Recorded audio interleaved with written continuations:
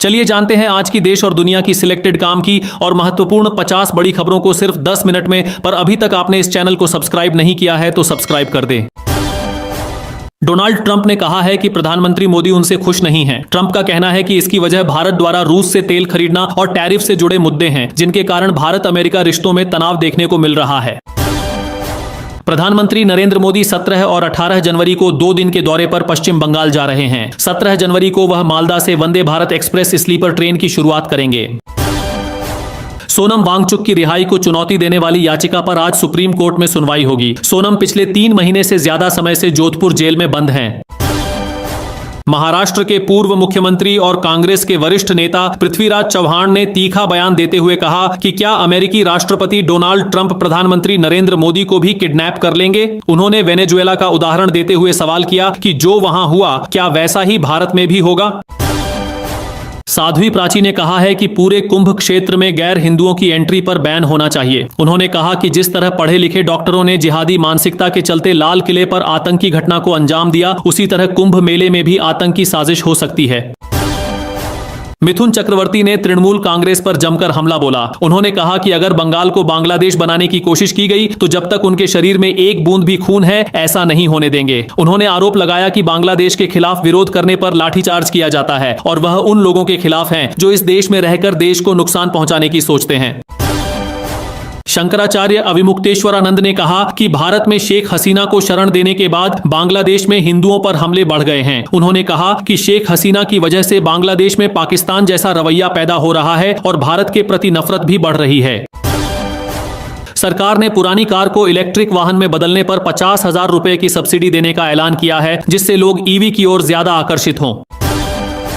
दिल्ली में बढ़ते प्रदूषण के खिलाफ लोग सड़कों पर उतर आए। आम आदमी पार्टी के नेताओं ने प्रदर्शन किया और रेखा गुप्ता सरकार की नाकामी को लेकर जनता में भारी नाराजगी देखने को मिली।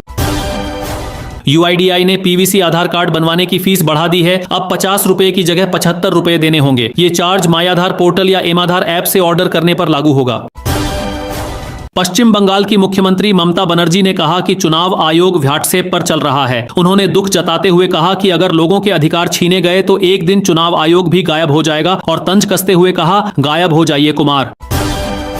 चांदी की कीमत आज अपने अब तक के सबसे ऊंचे स्तर पर पहुंच गई है। 1 किलो चांदी की कीमत 7,725 रुपये बढ़कर 2,44,788 रुपये हो गई, जबकि पहले इसकी कीमत 2,37,063 रुपये प्रति किलो थी।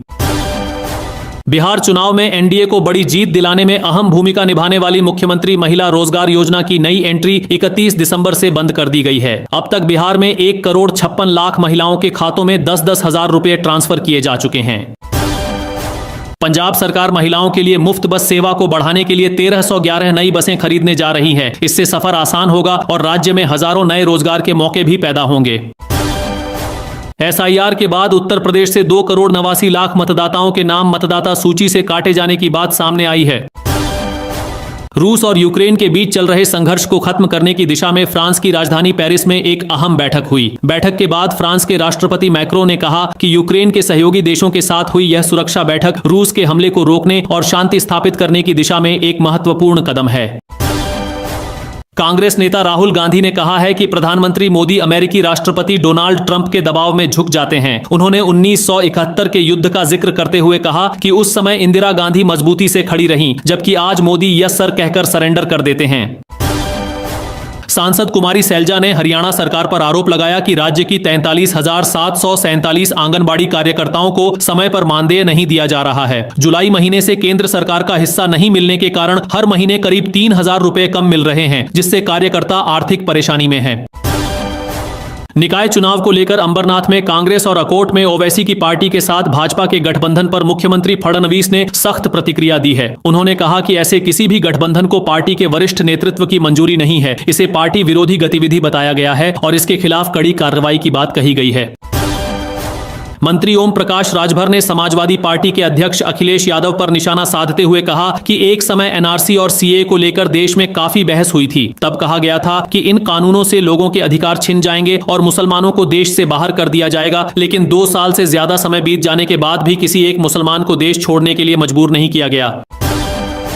लखनऊ में समाजवादी पार्टी के अध्यक्ष अखिलेश यादव ने मनरेगा को लेकर भाजपा सरकार पर हमला बोला। उन्होंने आरोप लगाया कि इस योजना को धीरे धीरे खत्म करने की एक गुप्त साजिश रची जा रही है।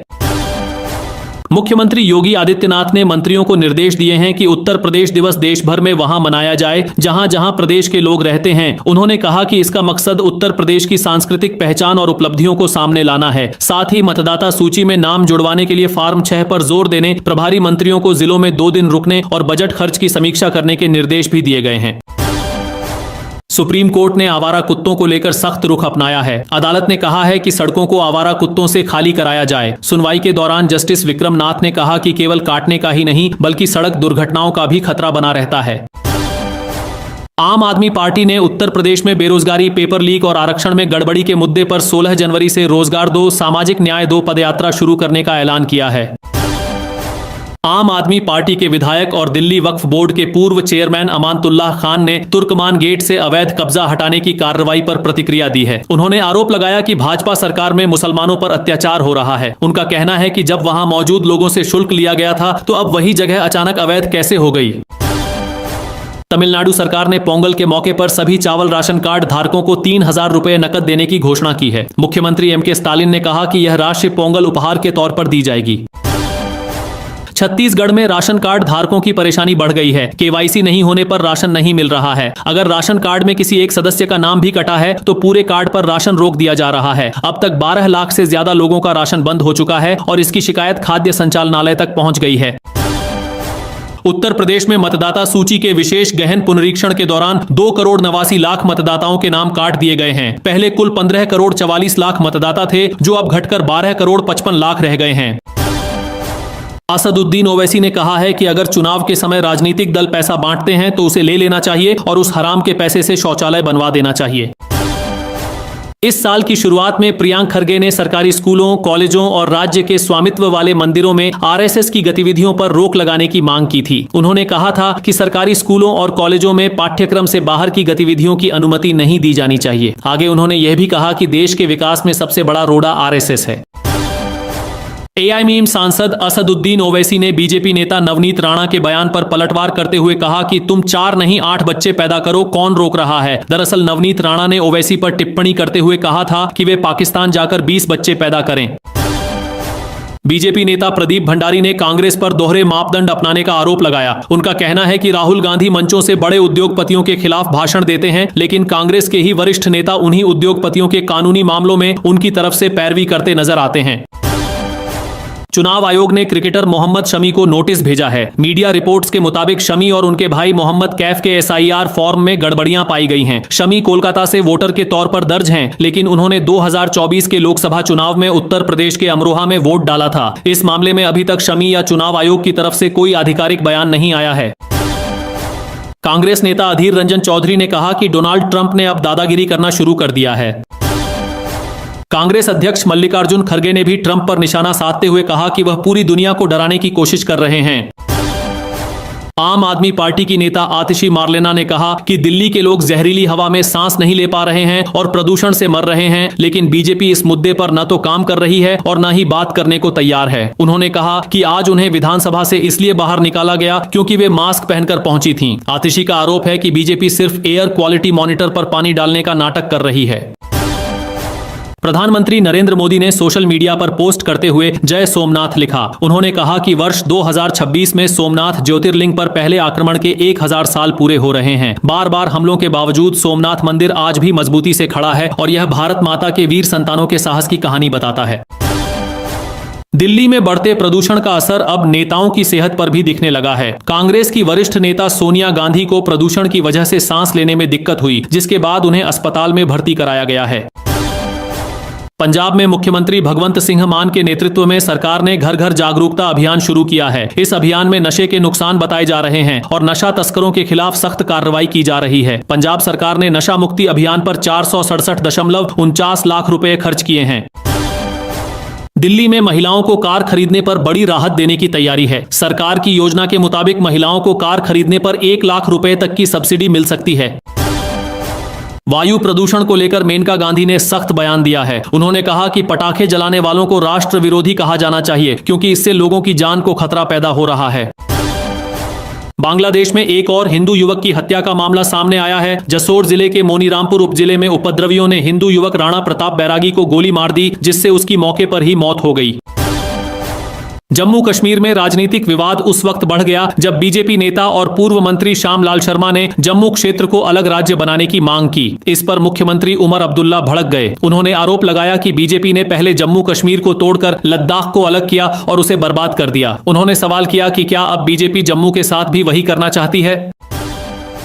दिल्ली के जवाहरलाल नेहरू विश्वविद्यालय यानी जेएनयू कैंपस में सोमवार रात माहौल गर्मा गया।